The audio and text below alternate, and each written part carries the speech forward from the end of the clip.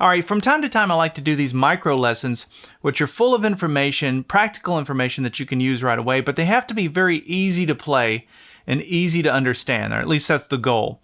And so no matter where you are as a guitar player, I'm hoping you can follow along with this. And this is going to be a really fun little blues. It's going to be kind of a ragtime blues, but we're going to be very limited in our parameters. So no bar chords or any of that kind of stuff. We're going to be playing between the 9th fret and the 12th fret. Just between those frets and only the top 3 strings. So very limited set of parameters, but we're going to be making some pretty cool sounding blues. Here's what it sounds like.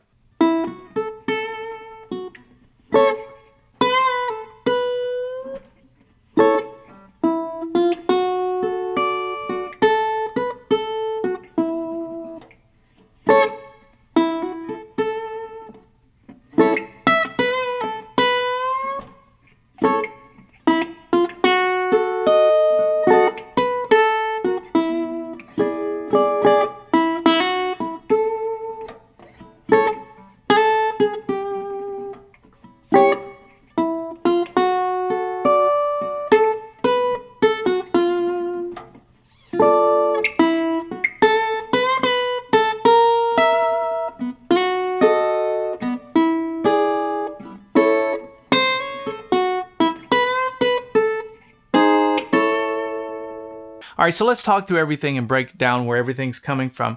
If you'd like to get the tablature for what I played and be very specific, note for note, and have a breakdown that way, you can get that by going to activemelody.com/micro and doing a search for ML069.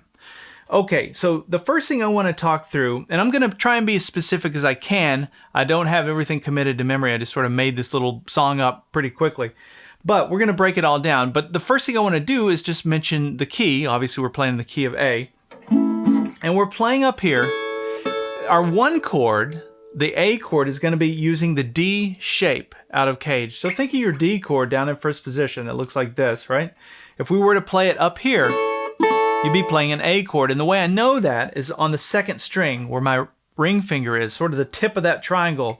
That's an A note. Therefore, that's an A chord. Let that be your clue so that you can figure out what this chord shape is anywhere on the neck. So if you wanted to play it in another position, you could tell what chord that is. So this is an A chord. So that's our 1 chord. Now look at this. This is where our 4 chord is. It's right here, right next door neighbor, right? So that's our D chord, but it's using the E shape. It's the top 3 strings out of the E shape from the Cage system. So we're barring those first 2 strings there on the 10th fret and then playing the 11th fret 3rd string.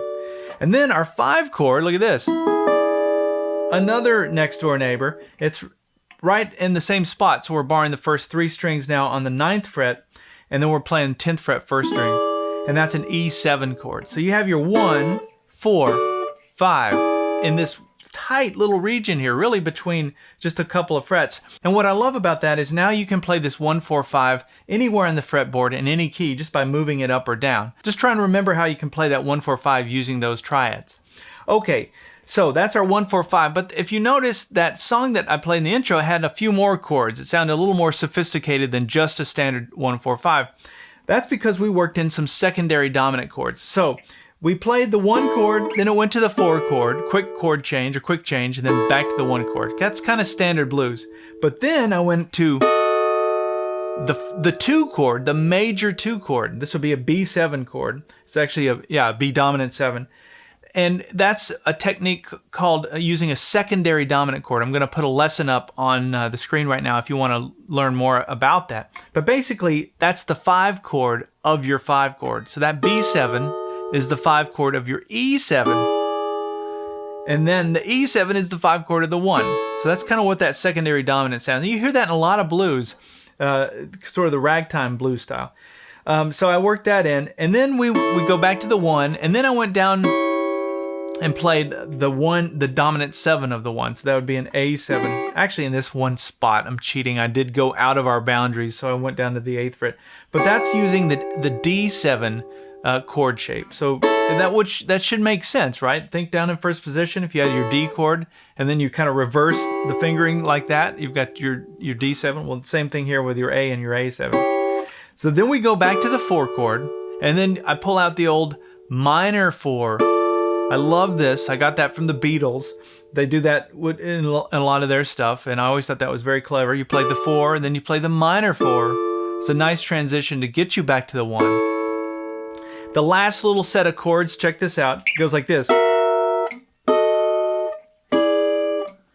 Now what that is that's that secondary dominant thing again, but this time we came up here and played an F sharp 7, which is the 5 chord of your B7, which is the 5 chord of your E7, which is the 5 chord of your A. So it's the 5 chord of the 5 chord of the 5 chord of the 1 chord. I know it sounds confusing, but it really is cleared up. Hopefully, if you check out that lesson on secondary dominance, it'll make sense. I'm making it sound harder than it probably is. But that's what that little progression looks like. But these chord shapes, these triads, that's just your A7 triad, or A7 shape. It's your F sharp 7 chord, but you can see I'm doing the same shape like when we did the E7 down here. And then back to your B7, using the D7 shape, then to your E7, and then to your 1 chord. Okay, so that's the chords in this. Now let's talk through the call and response bit of this, where we're playing out of the major pentatonic scale pattern 4. We'll put that up on the screen. Here's the boundaries that we're working with in terms of the notes for the lead stuff. That's it. That's all I used. So it's 12-9 on the first string, 12-10 on the second string, and then 11-9 on the third string. That's it. All of the lead came from that. And we started it like this. 1 and 2 and 3. Little B.B. King sounding little intro there. That's our call, right? And then our response was like this. I just played it once. I just played the little triad. Now you could change up the timing and do this however you want. I'm playing without a pick. You could use a pick if you wanted. But that's... And then... very call and responsey, right? Then I go back to the 1 chord. And then watch this. So I just went on the third string, I went 9, 10, 11, and then went right into that that D chord, using the top part of the E shape. And then that puts us back to our 1 chord. And then play the same intro lick. And then watch this. That's hitting the 12th fret first string with my pinky, and then doing a bend on this 12th fret second string. Bend and release. And then back to your 1 chord, and then watch this. There's your secondary dominant chord, the first one. That's where we go into that B7. And I just walked it up on the third string. 9, 10, 11. And then same notes that I keep repeating. And then once we get to here, I play the E7 chord. Okay, and now we're gonna go back to the same intro, and then there's your 1 chord, and then watch this. Now that's a great little transition to get you into that dominant 7 chord. Just remember, when you're playing from this chord to the 7 chord of that chord, you can go like this. Because that's really the transition note that allows you to get into that 7 sound. So you have... And then we walk back to the 4 chord. Same way we did before. And then... that time I landed on this note as opposed... Now that note is not in major pentatonic scale pattern 4, but it is in that minor 4 chord like we talked about. So it's... And then you just play it just like that. Just bar the first 3 strings there on the 10th fret. And that makes sense, right? That's your D chord. And to get your minor, you just flat the 3rd. And then we come back to the intro lick. And then I went like this. And that gets us into that F sharp 7 chord. And I already talked through that 5 chord of the 5 chord of the 5 chord of the 1 chord. That's what we're doing here. So it's just...